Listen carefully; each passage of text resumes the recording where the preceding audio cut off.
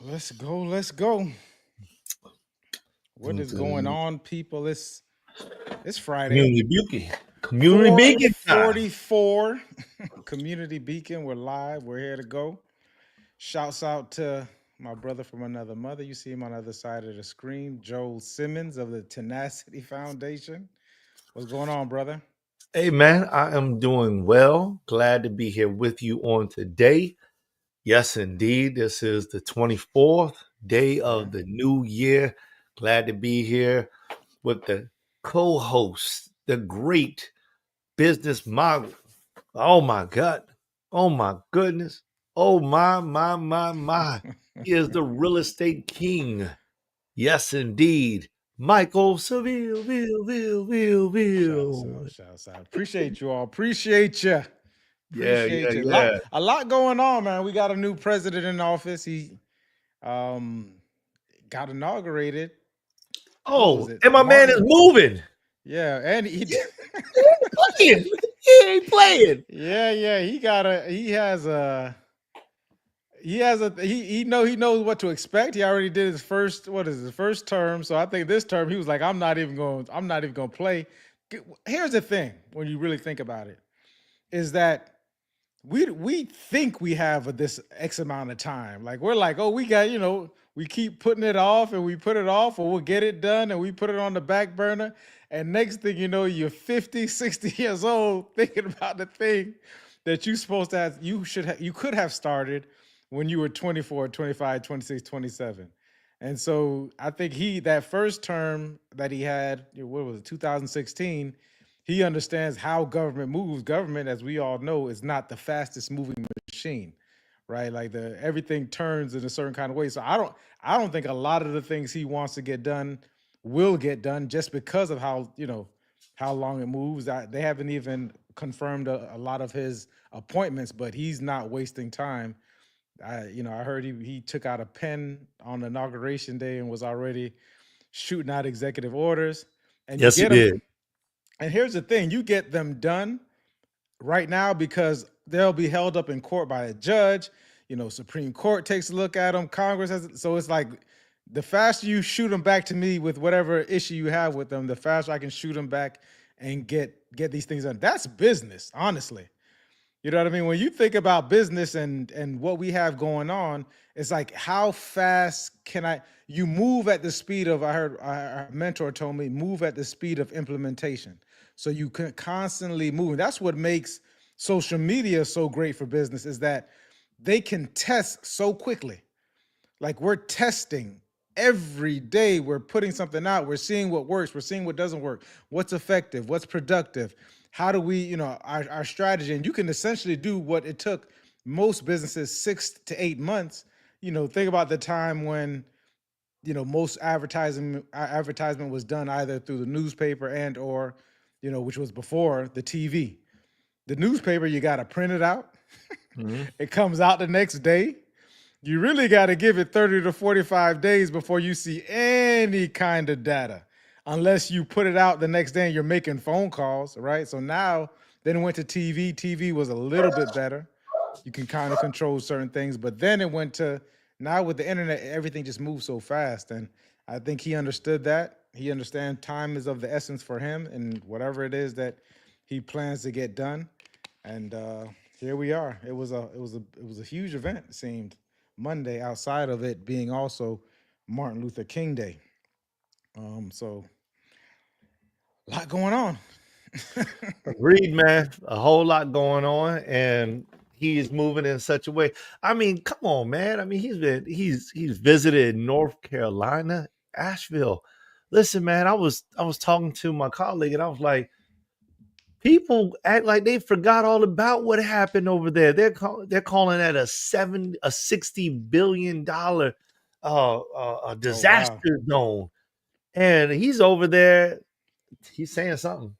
The man said that he's thinking about getting rid of disarming or disabling FEMA. I'm like, what does that mean? But then he goes over there. He's like, we're going to make sure that everyone gets a new house, a bigger house, a better house. I'm Right. like, wow, okay. I want to see what he's going to do. I want to see how Yeah. he's going to Yeah. come up with all this stuff because if he wants, he just threw FEMA right underneath the bus. He was like, The way that they're moving is trash. It's trash. And so he wants to come up with something different. So It's a we, tall order. we're gonna So see. it's a tall it's a tall order, and I guess from any point of view, it's like this is a lot.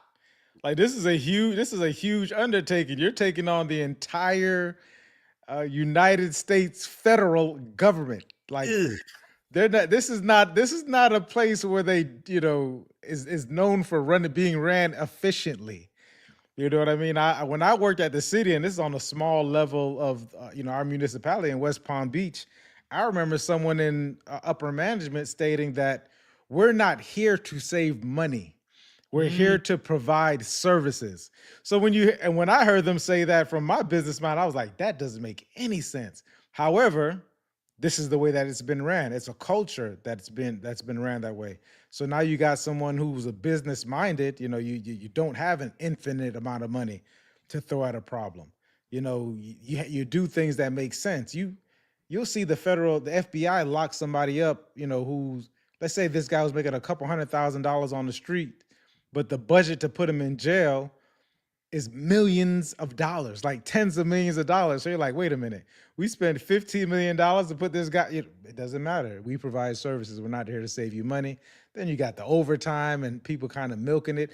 You go into even local governments, you start to see some of the uppers, kind of taking advantage of the overtime situation. That recently happened locally in West Palm Beach at the police department. They noticed that people were taking advantage of overtime, especially, and you had to be in with this crowd and in with this group in order to get certain amounts of overtime. So this is happening at the local level with, a limited amount of money. A lot of them are funded by grants through the federal government. We're talking about the federal government. We're talking about the Pentagon, right? Which has failed 17 audits from my last number since 2017 when they established audits.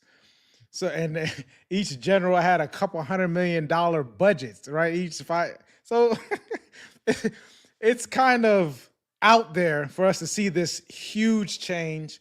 And then, of course, the pomp and circumstance and all the salaciousness of politics that are involved in it. So you got some people who are looking at the lower scale stuff of it, all the way up to, some of the higher things conscious things that we look at. So it's going to be interesting. And it's a start. I also think, I'll end my part with this, is that in all of the upheaval and uproar, there is opportunity, right? The old gatekeepers are kind of being moved around. And you better believe in government, there are dismantled, gatekeepers. So these, dismantled. yeah, so dismantled is a yeah. We can look. I definitely we can attribute that to this situation. So when these gatekeepers are moving around, those people who probably were turned away, probably didn't know. Like this is the time to start really getting into whatever it is that you're getting into, and I think it kind of plays right into some of the stuff we've been talking about since the beginning of this year, right? We're talking about coming up with a clear plan and having a vision. And when we look at him as an example, not because a lot of people will talk about character, so on and so forth. We're talking about actually the vision of it, like taking on this huge endeavor and the vision that he has for it within this 4-year period. How can we do that ourselves within our lives, personal, within our business lives, within our spiritual lives, all context of life, health wise? How can we have that vision that I say health, Mike with a six pack ab and benching Ooh, benching 350, whatever it is. Like, how do we do it? Doesn't seem possible, you know what I mean, at the moment, but you have to have that kind of thought process to move the needle. What's the I what's love the it. saying? If you want to reach the moon, shoot for the stars or something like that. At least if you fall, at least you'll be no. Shoot for the stars. If you fall, at least you'll be amongst the moon or something like that. I totally just butchered it, but it's something. That's all right. That's all right. I think you were in the space of it. You're in the same space. Man, I'm gonna tell you something. It's funny how towards the end of this conversation, talking about Trump, it's like we have we have landed right in this episode. You couldn't have explained it any better than what you just said. I mean, clarity and motion. That means motion means to take action on something. It means to make it actually happen, right? It's not just about talking about it. It's not just about visualizing it. It's about doing something that is making it happen. And clarity, just that word in itself is that, fully understanding exactly what it is that you're looking at, that you're seeing, that you desire. But when you put that in motion, you start to develop not only strategies or tactics, but you go beyond the development of them and you begin to create actionable Say steps. that again. The strategies versus tactics part. Expound Yeah, on well, that a little bit, please. yeah, so I mean, it's not just about developing the strategies and tactics, and Okay. strategies being a high level thing, right? Mm. Strategies is like coming up with the thought process of something that I believe I need to do in order to hit my vision. Like say I have a vision of hitting $10 million by the end of the year. A strategy may be, well, I'm going to do it through podcasts, I'm going to do it through speaking engagements, I'm going to do it through youth engagements, I'm going to do it through workshops. So I've got 4 different strategies. Now, strategies will not get me there because I don't just get a chance to go out and speak anywhere I want to. So now I need tactics. And tactics is breaking that strategy down to a lower level. And you need to break it down to the Yeah. smallest incremental step that you possibly can think of, which may not even be um, go into my LinkedIn, fix up my LinkedIn so that my profile looks appropriate as a speaker, and then I'm going to go ahead and I'm going to start to send out cold emails or cold messages. There's some stuff that's even smaller than that Yep. that you need to look into, and that's part of what we're going to talk about today. Just diving into it, taking those incremental steps and seeing how far you can break that thing down, tactics on tactics on tactics on tactics, to the point where you're running so many tactics at a time that eventually you get to the point where your strategy is fulfilled, and your strategy is being fulfilled ends up being your vision being fulfilled. That's the way I see it. No, I love it. And so one of the things, Toastmasters gonna kill me. Toastmasters in the end. So um we kind of went through some stuff. You sent something to me over earlier, some of the things that we're going to talk about. And one of the first things that came up on the list was overcoming fear. And I'm like, that's it. Like that within itself. And it was interesting because I was listening to a guy who's on YouTube, and he was on YouTube. Uh, he's been on there for years, 7, 8 years or nothing. He's done pretty well. I'm not going to say who he is on this broadcast, but he's done pretty well. And he was talking about the ego, so on and so forth. And he said that it took him 7 months to make his first video. Like, this is the fear that he had, because he said, I'm going to come off unpolished. I'm going to come off, you know, they haven't seen something like me before as far as being put in front of the public. He hasn't seen himself, essentially, on YouTube. Everyone he saw on YouTube was very polished. They had their cameras, some like the brother cameras. They had the background. Remember how we started essentially when we first got started, like Prison War. with the prison walls and the fear of actually just getting started. So I wrote down, what does fear look like and how does it present? Like, how do we become aware of these things? And so if it took this guy 7 months, we can almost say procrastination. Fear presents as procrastination, always putting it off. I'll do it tomorrow. Something comes up. I need to clean out the bathroom. It's time for me to sweep the floors. Oh, I got to walk the dog. Instead of putting together whatever it is, taking the first initial step, whatever that may be. If it looks like overwhelm. Oh man, I have too many things to do. When can I find the time? And we're kind of going to talk about that on the third point as well. But when can I find the time? Fear presents as anxiety. I'm gonna put these two together because one almost has a positive connotation to it. Anxiety slash excitement. this is, you first leave out of something, you've been highly motivated by somebody, you went to church and Joel was pastoring and he had the spirit on him and he was speaking and he got you moving and he got to move and you got excited about whatever was going on and he instilled something in you from the motivation, but you got so excited and so worked up and then you got home and you just went to sleep. You just Mm. you was like the energy was just moving. So the excitement, the anxiety, those two things are the same. And their studies have shown that most people can't tell the difference between anxiety and excite and being excited. One another one I have two more. So one is also perfection. I think this is the last one. It's perfection. Like it has to be perfect. Each thing, I can't do it unless I have this expert video clipper for my YouTube channel. I can't go if I don't the the shoelaces on my shoe don't match, so I can't wear these shoes. I've had these shoes too long. I can't wear this suit. This suit is too big. This suit is I can't put on. It has to be perfect when I present myself, right? As if we're not going to run into at some point in time, if you really push yourself, quote unquote, some people will call it failure. I'll say a lesson because you have to learn while you're going through these things. But that to me, those are some of the things as that fear presents, how fear presents itself. What do you think, bro? I like it, man. One of the things that you mentioned right there that I took a little bit of notes about was that external motivation versus that internal motivation. I think that is huge because when we go back to clarity and motion, the only way you can really keep what you believe you should be doing in motion is if it's on the inside of you.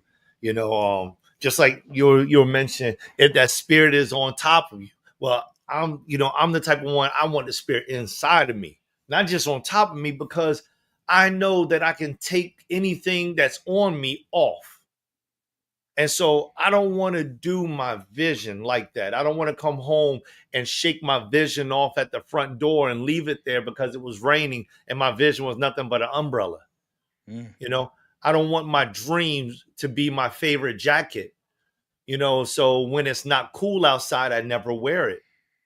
I don't want, that's how I look at life. That's how I walk through life. That's how I think about things spiritually. I don't want to be that guy that just shouts around the mountain, around the inside the praise, but I don't shout. Yeah, my kids will tell you if they ever see me, they come out, man, sometimes I get caught up in the kitchen fixing breakfast. I don't care because it's like my vision has to be with me at all times. So I think that is major right there. And when it comes down to fear, that motivation, when fear steps in, that motivation will step out unless it's internal motivation, because internal motivation turns to confidence, right? hmm So, so the first thing that I would say is number one, we have to acknowledge the fear. But I agree with Mike. I don't think that all fear is fear, but understanding the concept of fear and understanding that there's a natural response to change, then that's very important. So when we understand that, then it gives us these cues, and I like to call them the cues, because they cue me. They tell me, okay, something has just changed right now. And that's when I began to start thinking about who I am and what I am. These are signs that I'm stepping out of my comfort zone. And when I start to get these signs that I'm stepping out of my comfort zone, then I can be fearful if I want to, or I can decide to investigate what Yeah, exactly is that. Today, I think that that's fear. But yeah, what is that really? Because fear is not always fear. Sometimes fear is uncertainty. It is simply me not knowing. And because I don't know, it feels and comes across as fear, but it's right. not. See, not knowing can be an emotional roller coaster. And if it is an emotional roller coaster, you don't really know if you're going up or down, because you've never been on this quote unquote roller coaster before. So you are not able to anticipate the highs and the lows. But when you've ridden that roller coaster time and time again, I remember when I was young, we used to live near Busch Gardens in Virginia, and our parents left us at Busch Gardens for the entire summer every day. Thank God for Miss Johnson. She would take me, Tevis, and Lorenzo. Shout out to Tevis and Lorenzo, wherever you may be at. Lorenzo Goodman, Tevis Johnson. Shout out to the both of y'all.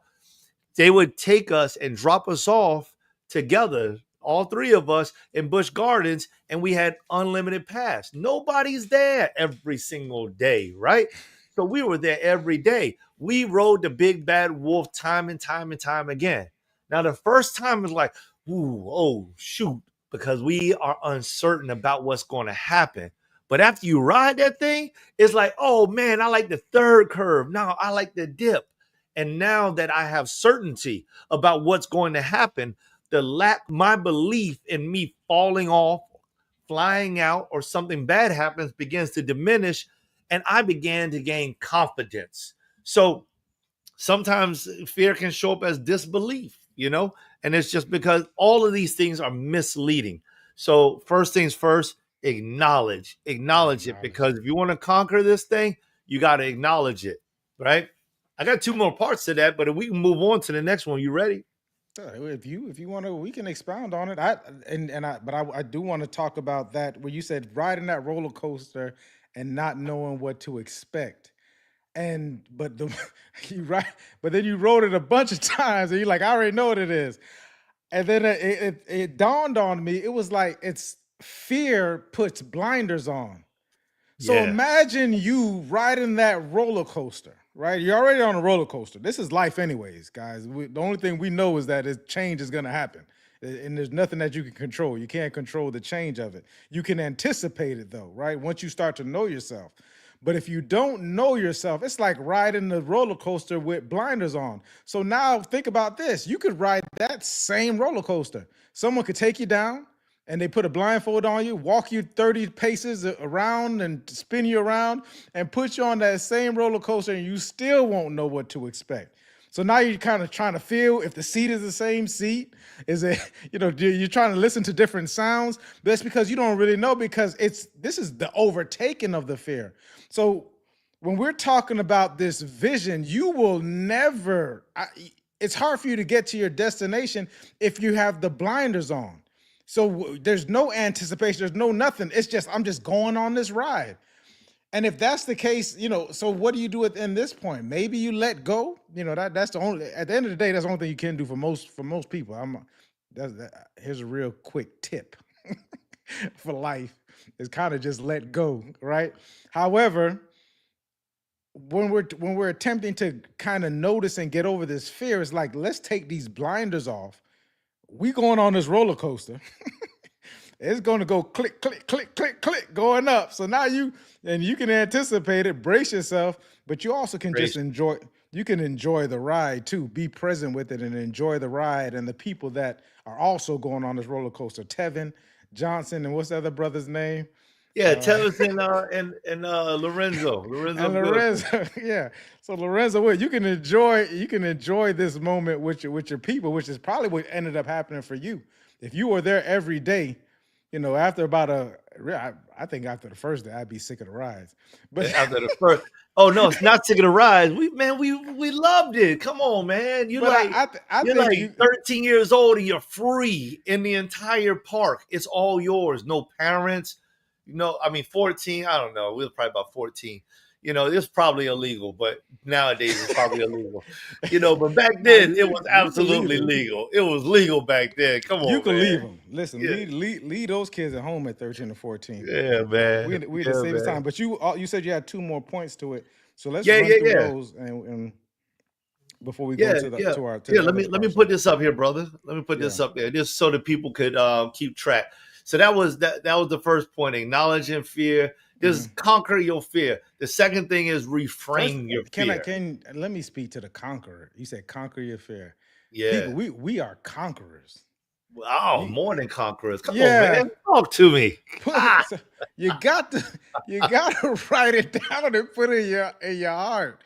You weren't put here to be this way and go just ahead, walk through man. life like that. Like All right. we got to be conquerors. So the brother said the word conqueror, and we need to put that up on the screen.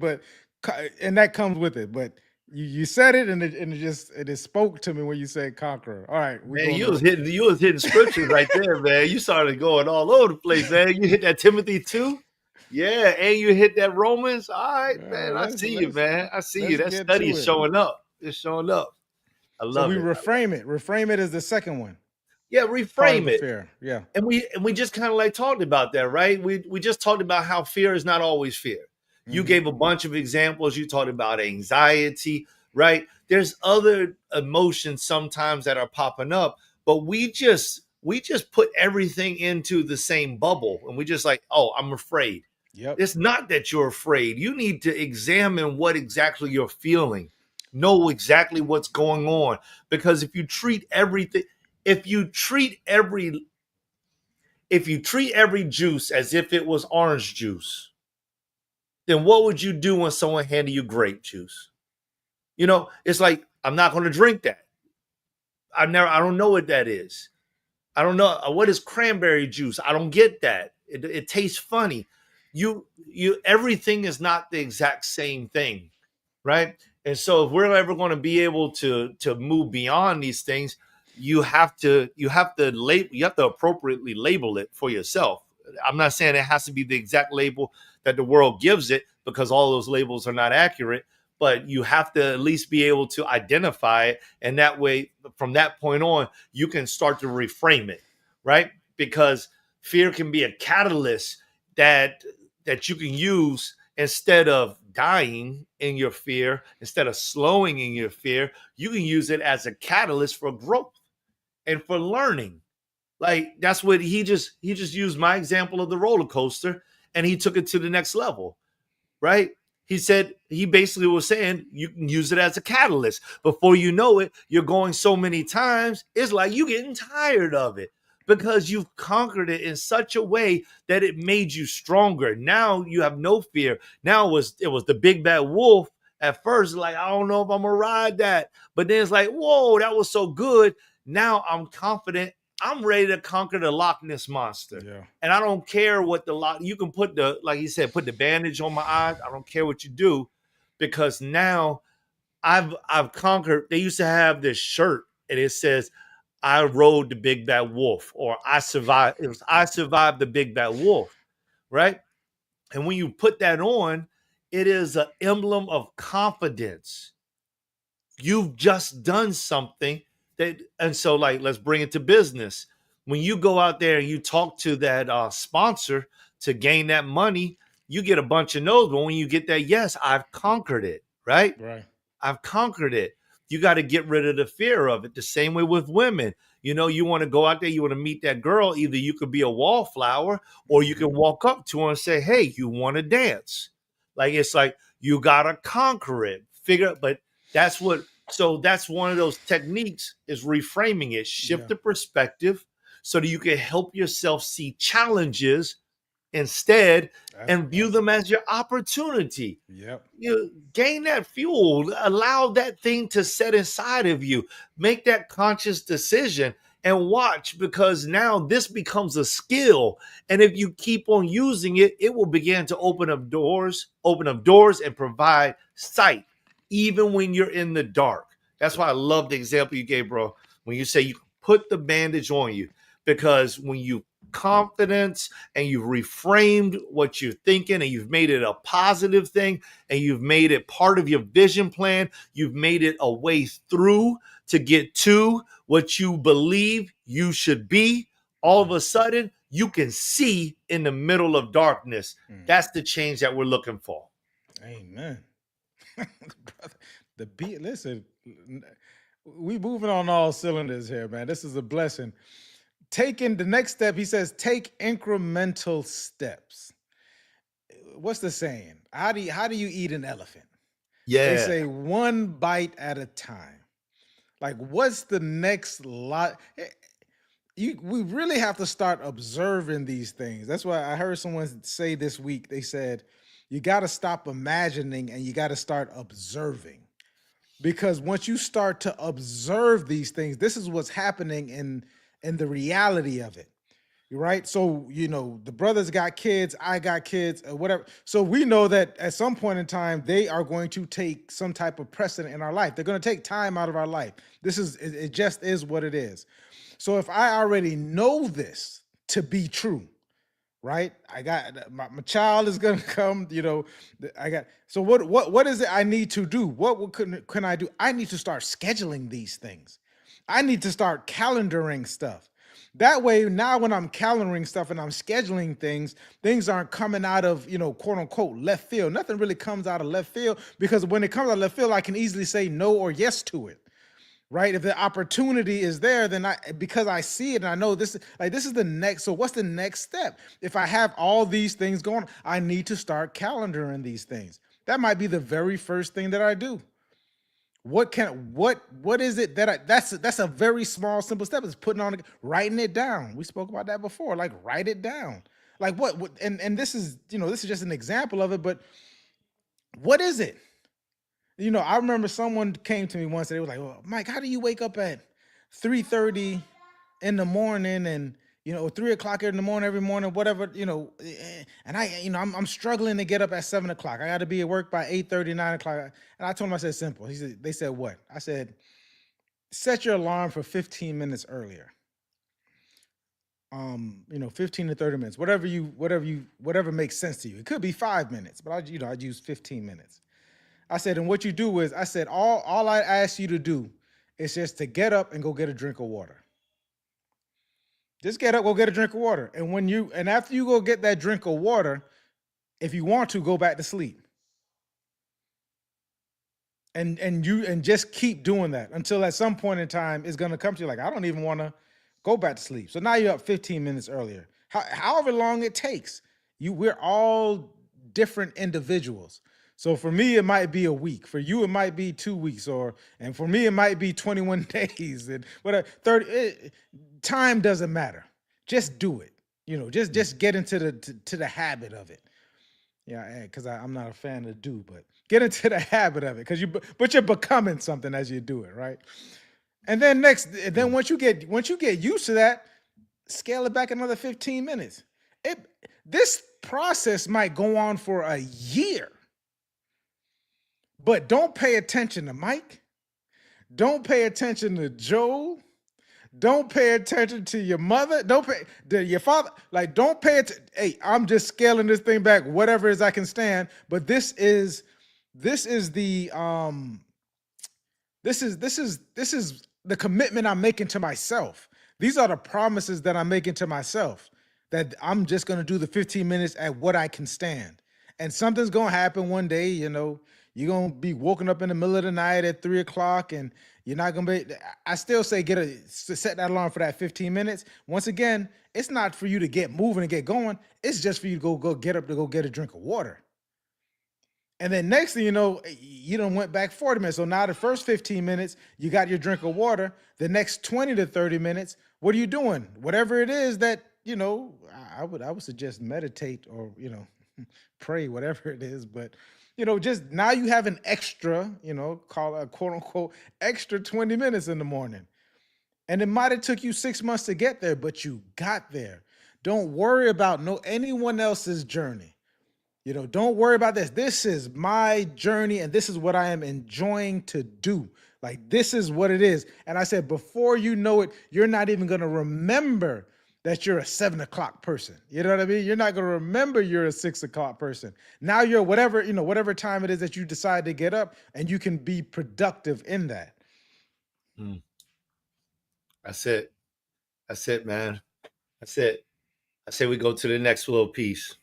Embrace I ownership. think you jumped into it. You jumped into it. Just like this little piece about that last part that you said. Because it becomes stressful. That's why tactics are so important. Because things become stressful. The more you know about your upcoming days, the more you can plan for it, the more you can mitigate the stress that you know is coming. Mitigate it. And I love that you said comparison is not warranted. Everybody is different. Don't try to be Joel. Don't try to be Mike. be you and be the best you can be. And I think that that's when I said you went right into the next thing, which is embracing ownership. Like if you want to see your clarity in motion, if you want to go from vision to reality, you've got to embrace that you own you.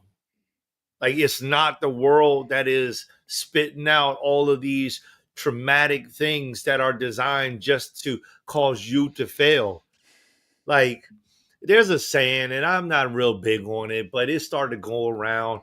It was what if the universe something something something was designed for your good? I'm not real big on that. I know somebody probably knows that. They're probably quoting it like Joe messing up the quote. I'm sorry.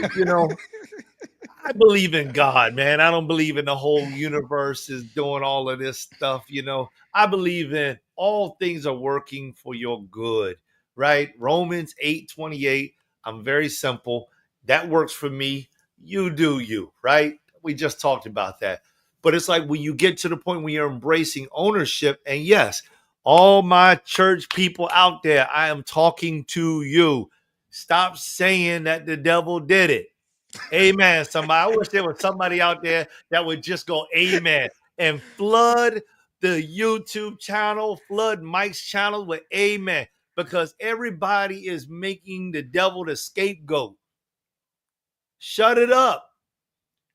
Get up and do it yourself. You're upset because you don't have food in the house, go get a job. You're upset because you got one job, go get a second job. You're upset because you need three jobs, go create a job. Go create a job. In Florida, there's canals everywhere. Go throw a line in the water, pull up some fish, and sell it on the side of the road. I've taken water bottles out on the side of the road. And at first I used to sell them for $1, but I found that if I gave them away, people would give me more money when I gave them Mm, away. And I mm. did it as a fundraiser.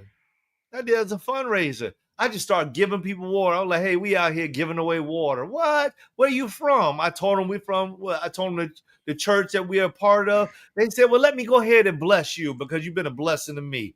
And instead of getting $1, I got 5, I got 10, I got 20. And some people would take it for free. It doesn't matter. My whole point is that when we do the first thing, accept responsibility, it changes the way we think about the way things are happening to us. We've got a clear vision inside of our mind. We know where we want to go. This is one of the greatest lessons that I ever learned in my life, because when I learned this lesson, I also learned how to forgive other people, because I realized people are doing the best that they can do with what they got. And if they ain't got much, then they don't know how to do much with it. And so I need to just be responsible for me, put myself in a good place. I need to embrace the ownership of my own life. I need to embrace the ownership of my own journey, my own vision. And with clarity, I need to make actionable movement in the direction that I desire to go. What say you, bro? Jesus, brother. I think it's one and the same, right? So you mentioned Romans and all good things work together. It's the same thing, guys. However you accept it and interpret it, the brothers just because when you were saying the saying, what was it?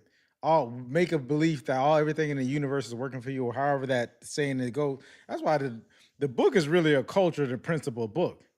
I'm not telling a person to get become get into religiosity and become this super saved whatever person, whatever that looks like, whatever the narrative is pushed for it. But that book is it's relatable. There's a there's a lot of other people who you can talk to about it, and you all can have conversations surrounding it, and you can listen to it, and you all can. It's a way to communicate. So as opposed to kind of just doing it on your own and coming up with your different sayings, because everything that you probably, there's nothing new under the sun. That's also in the book. Right. So if you come from the point of there's nothing That's new why I under just give credit to the book, man. I'm not gonna yeah, give credit to everything else. yeah, yeah. Yeah, But that's me. People it's do what it, they want to do. it's in there. So that's a whole other conversation. And one day I think it'll be a dope conversation to have. Is church hurt? and people being led a certain kind of direction and feeling some kind of way in regards to it and having resentment built up. Sometimes they experienced it, sometimes they saw someone else experience it, and we just have to be better. Not better, excuse me, because I don't like that word either, guys. It's a lot of words I'm getting rid of, right? We just have to continue. Before you know it, I'm gonna go like this. We have to continue being good. uh we just have to continue being in the being of it. Let me get back to this accountability and accepting responsibility. uh the first part of it, like, and this was always easy for me, but I noticed at some point in time it wasn't. And this is, the buck stops here for me. Mm. And here's the thing, sometimes you can kind of go over. That's another word I don't like. You can kind of go too far to the right of it, and now you're accepting responsibility for things that you don't really need to take responsibility for. You don't need to take responsibility for someone else's feelings, things that aren't tangible. You don't need to. You can learn to communicate better. You can use those as guidelines, saying, okay, well, I know this person, you know, feels a certain kind of way about this, so I can expect it. So expecting it, I'm not going to talk in this kind of way to this person, or I'm not going to bring up certain things because it may drive the conversation. It's a part of just, we talk about EQ. So you can use your EQ for it, but you don't accept a person's feelings as your own. That's theirs. You don't have pity. I was thinking about the word pity the other day, and I was like, well, I don't have pity on myself. So I don't have pity for other people. I just don't take pity on people. I can empathize with people, and whether or not I agree with them, and then I can also have compassion for them, because in that way I do have agree with what was going on, or I felt that kind of way. But empathy, compassion, those things they make sense to me, whereas pity doesn't, because pity puts us in a certain place that we don't necessarily. It starts to start this victim mentality. That's a part of it. But the buck stops here. There's no more blame game with our visions, right? Shouts out to my brother Mark.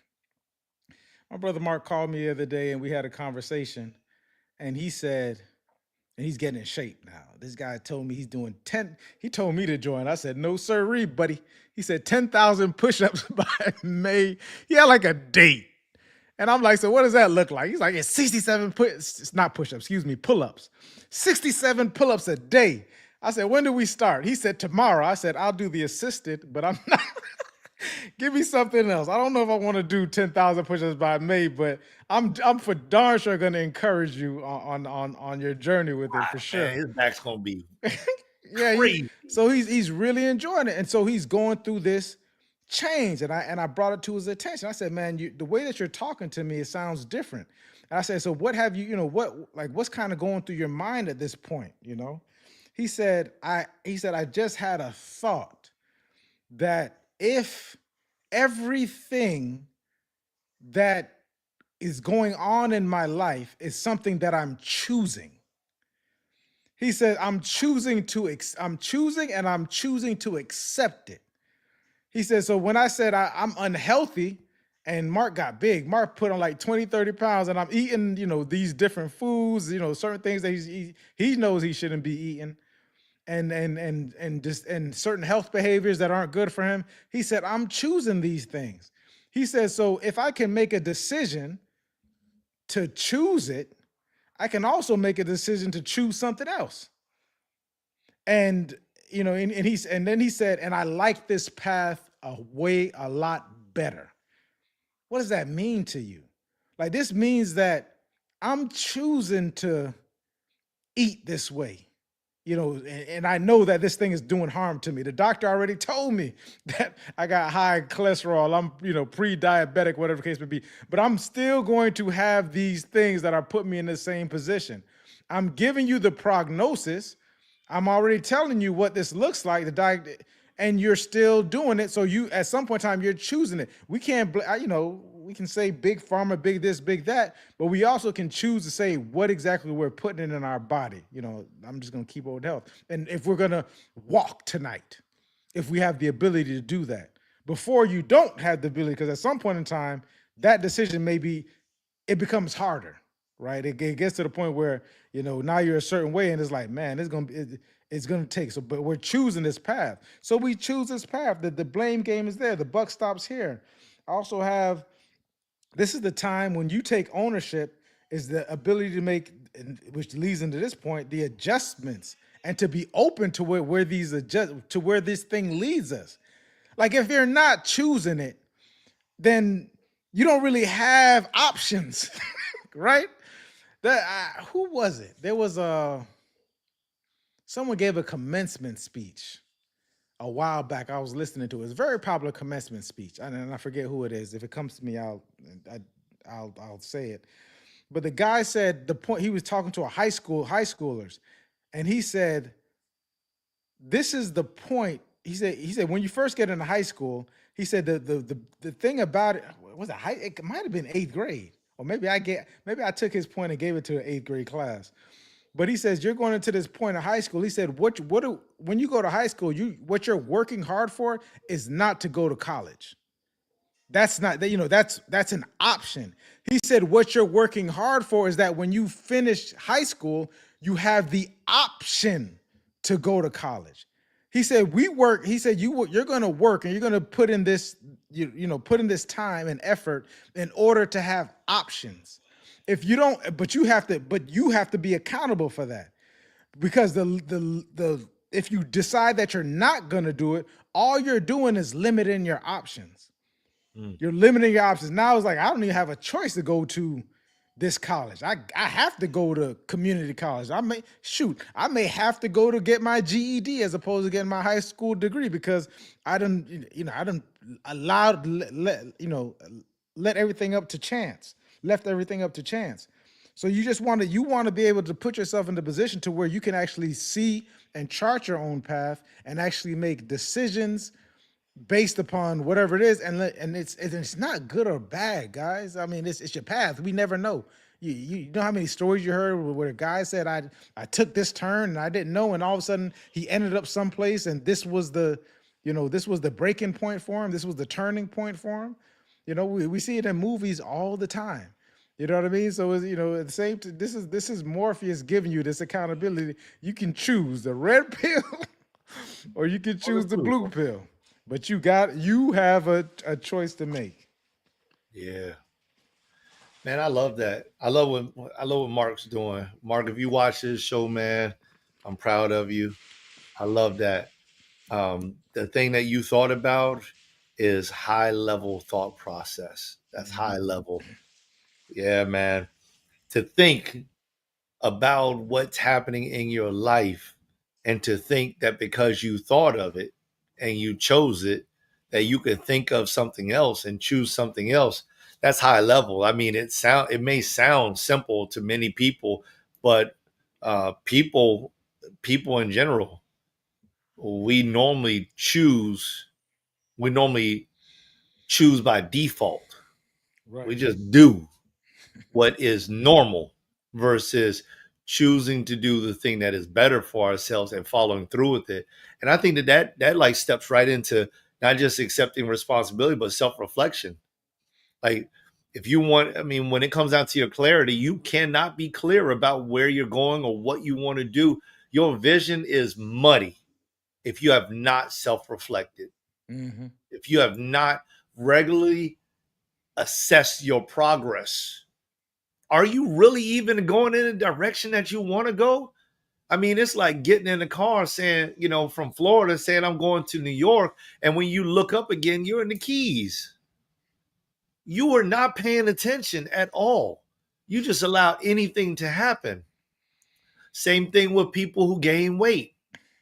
When you say my goal is to lose weight and I'm going to start such and such time, and you get to such and such time and you realize you've gained, my goal is to lose weight, I should say, and you realize that you've gained 10 or 15 more pounds, you haven't done anything. You have no progress. It wasn't really a sincere vision. It wasn't a sincere goal. So I believe that it needs to happen. There's a scripture in 2 Corinthians 9:3. It says examine yourselves, whether you're in the faith, prove your own selves. Like we have to learn to prove our own selves. My the late Bishop S.C. Madison, Daddy Madison, he used to say that all. He used to tell us, he would preach it. He said, I examine myself daily. And I thought that's pretty powerful words coming from somebody at his level of life. But it's like, I mean, he went into detail. He's like, I examine myself when I get on the airplane. I examine myself when I get up in the morning. I examine myself when I'm riding in the car. It's like this is part of his mental process throughout the day. Let me check to see if I am still in the faith. Let me check. Let me prove my own self.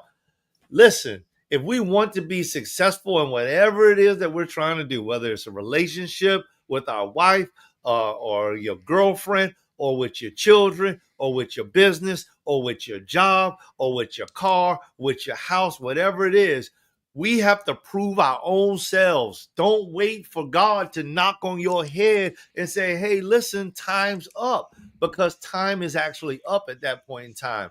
You know, it's too late. It's like this. Let me give you a different example. If you're driving down the highway and you look and you see that the speed limit is 45 and you're doing 95, and you realize that the opportunity for you getting caught would mean that you will go to jail that night, you're plus 30, right? In the nation, you're plus 30. In Florida, you're plus 30. You can go to jail tonight for driving that fast on that road, and that'll be the law. So now examine yourself. Do you choose, like Mark said, do you choose to make those corrective actions? Or do you choose to just say, I'll be all right. I did it yesterday. It'll work again today. Self reflection, right? Self reflection. I love it. And getting into self-reflection and this entire and the embracing ownership. I had written down something. I said, well, let me speak about you spoke about the your Bishop Bailey, and I love that. Like this, I'm at the point like that's exactly how my mind works. It's like it's a constant checking, because here's the thing: when you're in this world, if you're in the world, but not of it, right, or of the world, but not in it, Mhm. but we're in it. You know what I mean? That the ego's in it. So you can easily veer into a certain kind of way unless you're checking yourself. And all it takes is a click. One click to the left. And today is okay, but then the next day you clicked again to the left. And over time, over your experience, you veered off course. Totally. Imagine getting on that boat and you going maybe a 1 to 2 degrees in the north when you're supposed to be going east or something like that. But you're kind of northeast by 1 or 2 degrees off, and you expect to go to whatever port it is, and you're not going to make it to that port from this trip to that trip. So it's a constant checking. You, just like they check the machines, they check the airplanes, they check your cars or whatever it is. You need to check yourself. You mentioned, and it must have been the same brother who said, "Wherever I find myself, I check myself." Right? Because I took that from you. I took that quote from you. This is a this is the And this that's is where I got it from, Mike. That when yeah I heard him say that, that's when that became a part of my life. I mean, these are life lessons. yeah. Like, and It's I principle. cut you off. I No didn't no mean to no. do that. It's principle. Guys, we're giving you principles. These are Yeah. life lessons that we are It's living by that is making a difference for us. huge difference. These are some.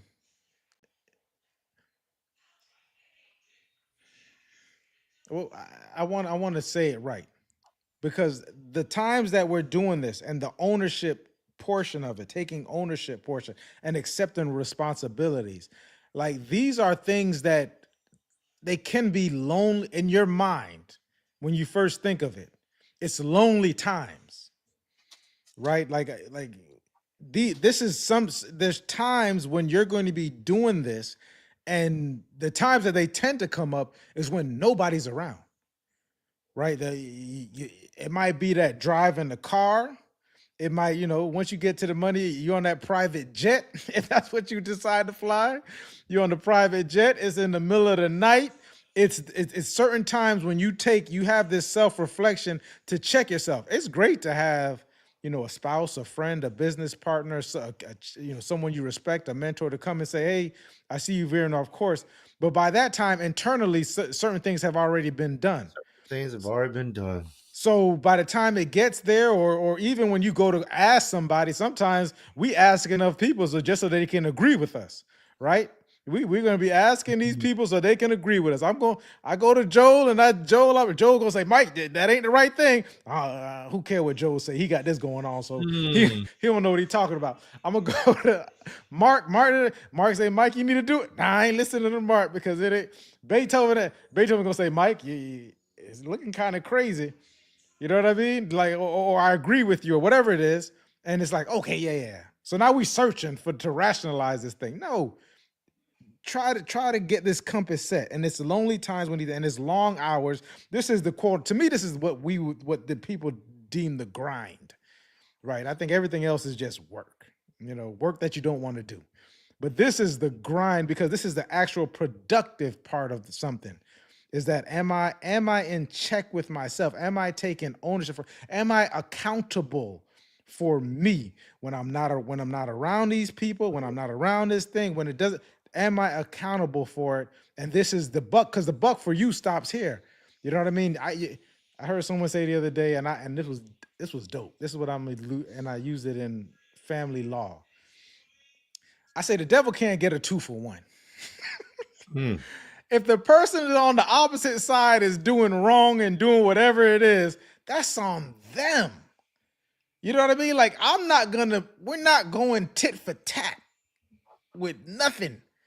You're not gonna stop me from being who I am, right? Like from being righteous. You're not gonna get to stop. Devil ain't gonna get 2-for-1 because feelings is involved. The devil is not gonna get 2-for-1 because you're my child. No, listen.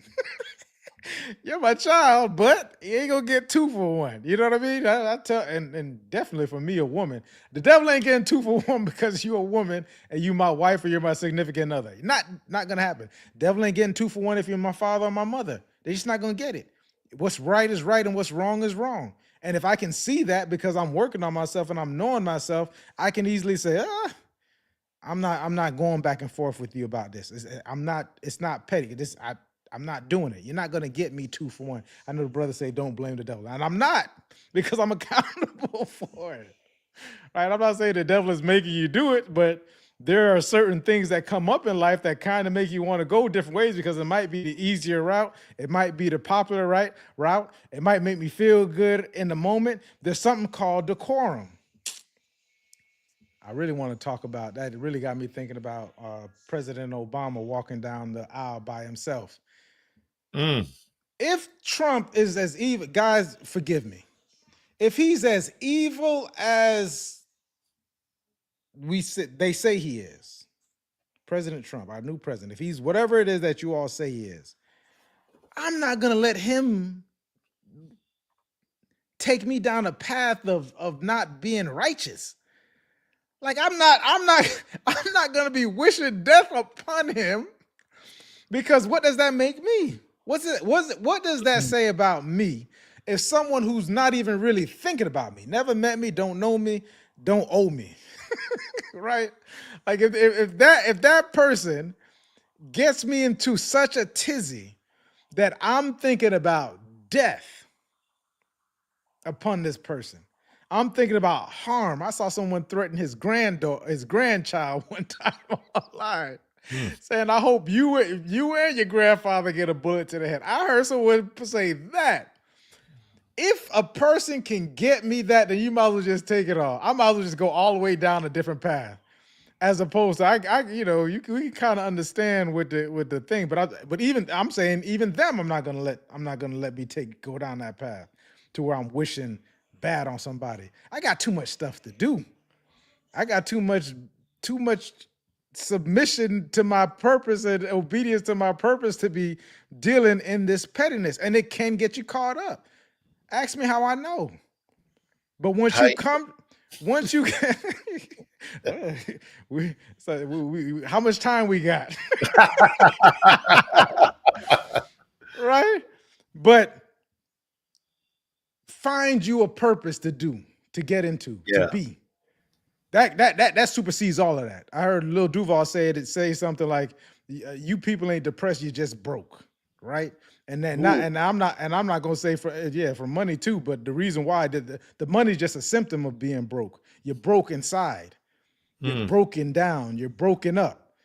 Right? So find you something that you can believe in and be in, and go down that route. But don't let someone else's issues. Take accountability. Take ownership.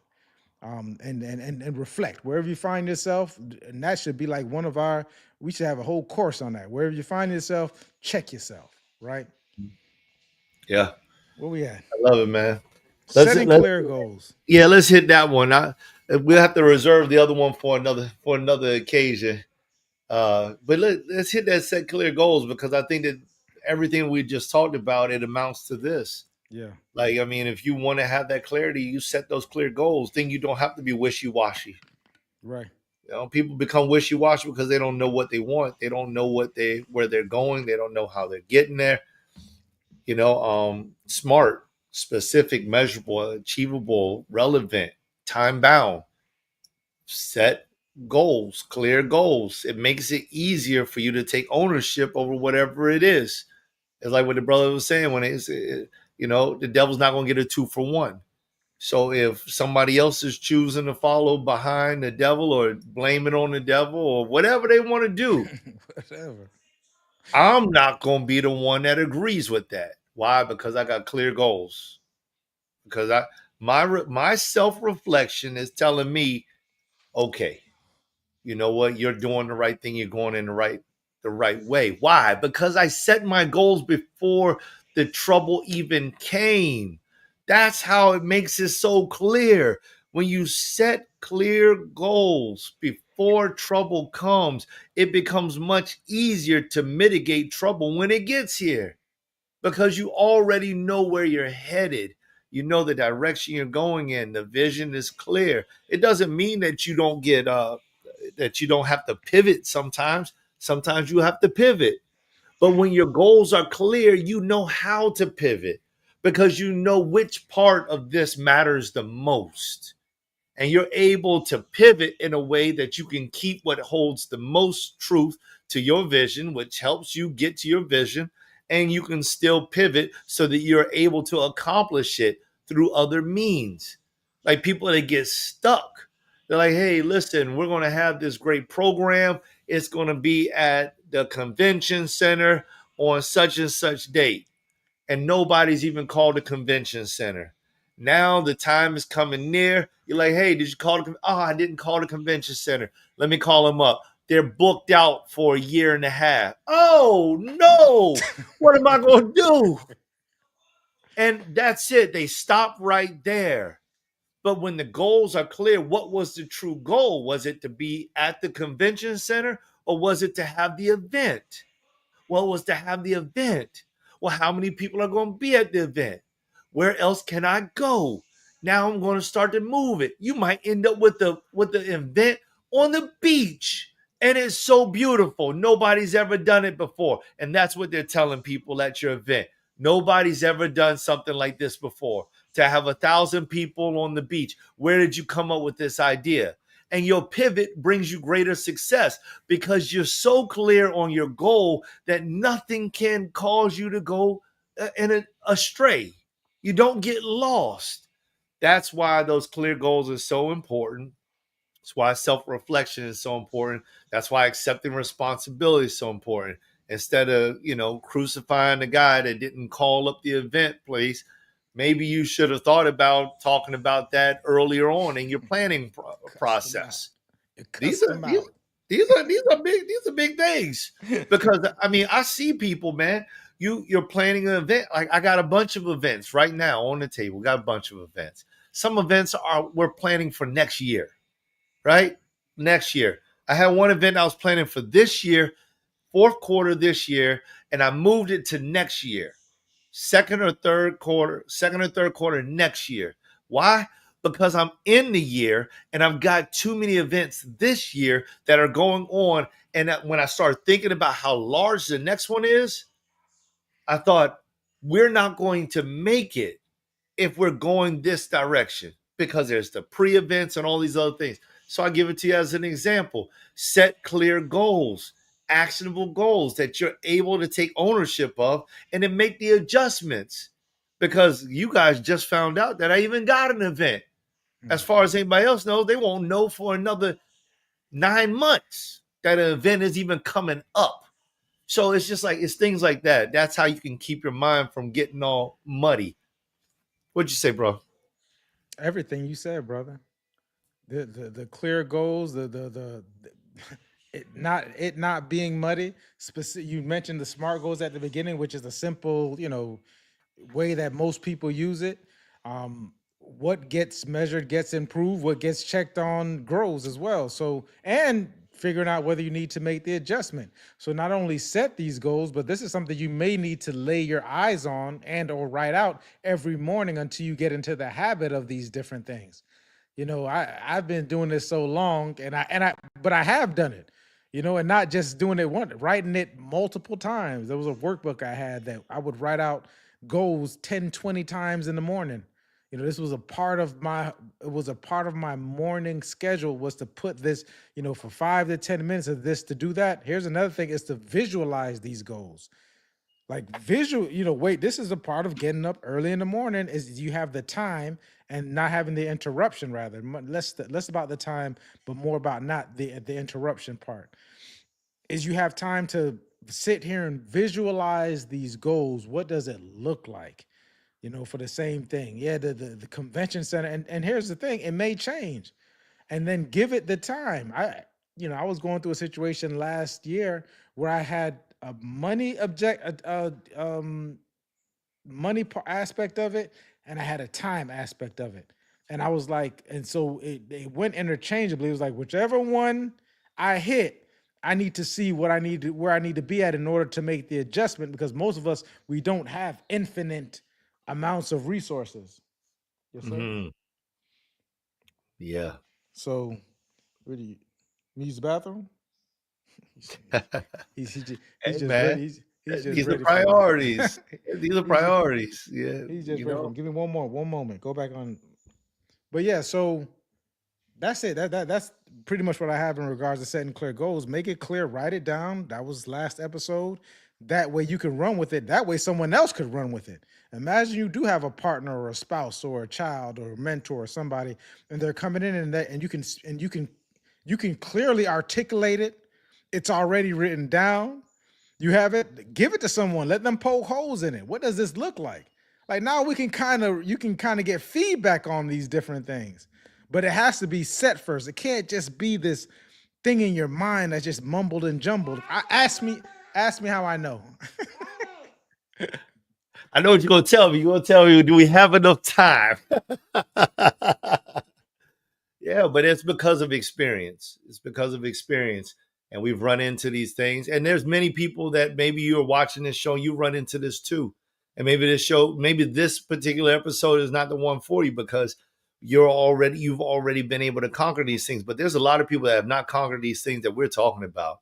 Lots of people, lots of people. How do I know? Because I run into them all the time, all the time, all the time. And the thing about it is, we're always learning. We should always be learning. Stay a student. Always be a student, because students are the ones that, they graduate. Students graduate. But once you've graduated, there's no more graduation, right? There's no more graduation after graduation. You must stay a student to graduate. You can have a graduation after graduation as long as you're still a student. A student can graduate as many times as they continue to be a student. And if you're a student of whatever it is, then you're always learning more about it. So that the time will come, I mean, listen, for me and my faith, there's a thing that there's a graduation that I'm looking forward to. When the Father will say, "Well done, now good and faithful servant. You've been faithful over a little. Now come on up, I'll make you ruler over much." That's a graduation.